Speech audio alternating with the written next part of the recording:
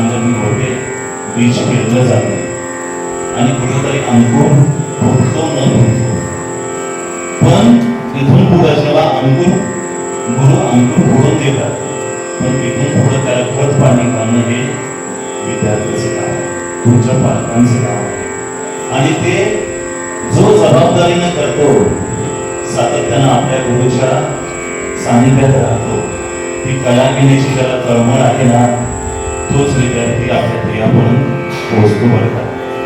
आणि तुम्हीही जो काही अभ्यासक्रम असेल, बरेच जण काय करतात, शिबिर झालं संपलं, टेन्शन गेले, एकदा ओझं संपलं, त्यांनी काही दिलेला अभ्यासक्रम असेल तो कुठं पडतो याचाही पत्ता लागत नाही.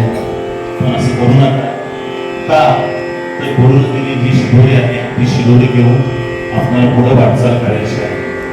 आणि आयुष्यामध्ये चांगल्या गोष्टी शिदोरी जी आहे ती घेऊन जर आपण वाटचाल केली तर आपल्या आयुष्याचं सार्थक झाल्याशिवाय राहणार. आणि हीच खरी या शिबिराची तुमच्याकडून दिलेली गुरुदक्षिणा महत्वाची.